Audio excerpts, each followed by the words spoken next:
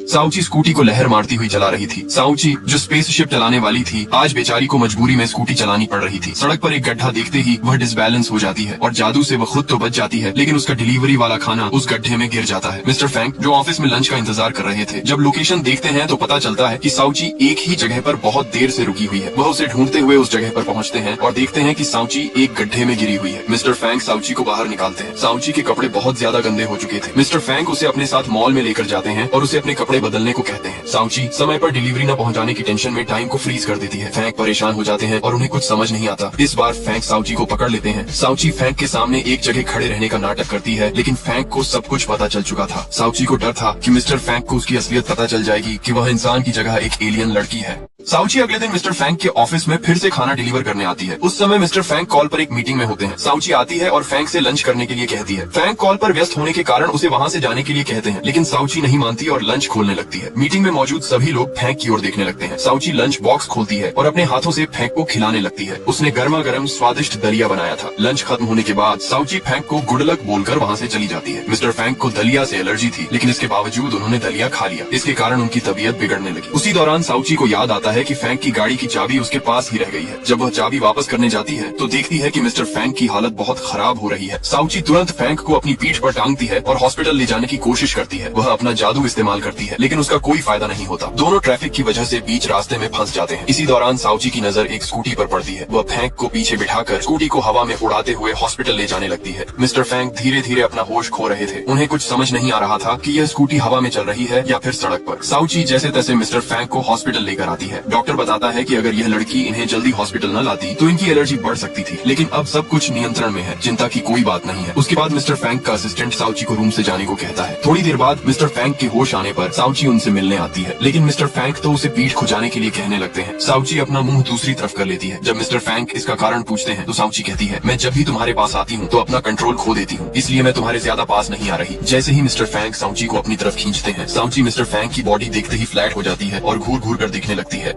साउची mister फैंक की body को घूर घूर कर देख रही थी। इतने में पीछे से डॉक्टर्स आ जाते हैं। डॉक्टर को देखते ही दोनों एक दूसरे से दूर हट जाते हैं। डॉक्टर साउची से कहता है, हमें मिस्टर फैंक का थोड़ा सा चेकअप और कुछ टेस्ट करने हैं, इसलिए आपको इस रूम से बाहर जाना होगा। डॉक्टर्स मिस्टर फैंक की छोटी सी बीमारी को बढ़ा चढ़ाकर बताने लगते हैं और उनकी बीमारी को लेकर डराने की कोशिश करते हैं। डॉक्टर से बात करते समय दूसरी नर्स डॉक्टर के साथ मिलकर मिस्टर फैंक की थैली में एक इंजेक्शन डाल देती है। इससे मिस्टर फैंक धीरे धीरे फिर से बेहोशी की हालत में आने लगते हैं। वह दोनों डॉक्टर मिलकर मिस्टर फैंक को एक इंजेक्शन लगाने ही वाले थे। इतने में साउची वहाँ पर आ जाती है। वह देखती है कि मिस्टर फैंक बेहोशी की हालत में है और दोनों डॉक्टर मिलकर जबरदस्ती इंजेक्शन लगा रहे हैं। साउची तुरंत वहाँ से डॉक्टरों को भगा देती है और फिर मिस्टर फैंक को उठाने में मदद करती है, लेकिन मिस्टर फैंक पूरी तरह बेहोश हो चुके थे। अब जब दोबारा मिस्टर फैंक को होश आता है तो उनका असिस्टेंट उन्हें बताता है, अब से हमने सिक्योरिटी बढ़ा दी है। अब कोई भी नकली डॉक्टर आसानी से तुम्हारे कमरे में नहीं आ सकता, तो अब तुम बेफिक्र होकर आराम कर सकते हो। साउची अपना बोरिया बिस्तर लेकर मिस्टर फैंक के पास ही सोने आ रही थी, लेकिन रूम के बाहर खड़े बॉडीगार्ड साउची को अंदर जाने नहीं देते। साउची जबरदस्ती कमरे के अंदर घुस आती है। गार्ड उसे बाहर ले जाने लगते हैं। तभी मिस्टर फैंक साउची को थोड़ी देर वहीं रुकने की इजाजत दे देते हैं। साउची मिस्टर फैंक से कहती है, मुझे मेरी मैनेजर ने घर से बाहर कर दिया है, तो आज रात में तुम्हारे साथ सो सकती हूँ प्लीज। मिस्टर फैंक रुकने के लिए हाँ कर देते हैं, लेकिन कहते हैं, तुम मेरे साथ बेड पर नहीं सोगी, तुम्हें नीचे ही सोना पड़ेगा। रात को साउची सोने की बजाय मिस्टर फैंक को बहुत देर तक घूर घूर कर देख रही थी और मन ही मन मुस्कुरा रही थी। मिस्टर फैंक उसे देखकर कहते हैं, अपना मुंह दूसरी तरफ घुमाओ और चुपचाप सो जाओ। तभी साउची मिस्टर फैंक को अपना एलियन वाला राज बताती है। वह कहती है, मैं एक एलियन हूँ जो उस दिन स्पेसशिप क्रैश होने की वजह से धरती पर फंस गई। मैं तुम्हें इसी कमरे में अपना ग्रह दिखाती हूँ। मिस्टर फैंक हैरानी से पूछते हैं, क्या यह पॉसिबल है? फिर साउची अपने जादू का इस्तेमाल करके पूरा ब्रह्मांड एक छोटे से कमरे में मिस्टर फैंक को दिखाने लगती है। वह कहती है, ये सिर्फ मैं और तुम ही देख सकते हैं। मिस्टर फैंक ये सब देखकर चौंक जाते हैं। उन्हें ऐसा लगता है जैसे वे किसी सपने में हों।